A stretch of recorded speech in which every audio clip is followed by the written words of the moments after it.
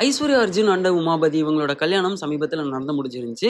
கல்யாணமானது வந்து அர்ஜுன் அவர்கள் கட்டியிருந்த ஆஞ்சநேயர் கோயிலில் தான் வந்து கல்யாணமானது வந்து நடத்தியிருந்தாங்க.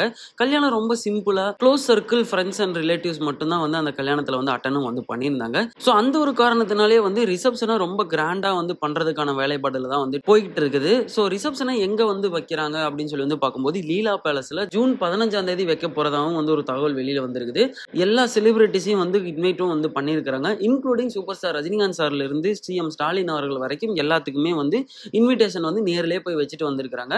ஸோ கிராண்டா வந்து அந்த ரிசப்ஷனை வந்து செலிப்ரேட் பண்றதுக்கான வேலைப்பாடுகள் தான் இப்போதைக்கு வந்து போயிட்டு இருக்குது. ஸோ இவங்க 2 பேர்த்துக்கும் கல்யாணம் ஆயிருச்சுன்னு தெரிஞ்ச உடனே நிறைய ஃப்ரெண்ட்ஸ் அண்ட் ஃபேமிலி சைடு மட்டும் இருந்து இல்லாம அவங்களோட ஃபேன் சைடு இருந்துமே வந்து அவங்களுக்கான விஷயத்தை கன்வே பண்ணிட்டு இருக்காங்க.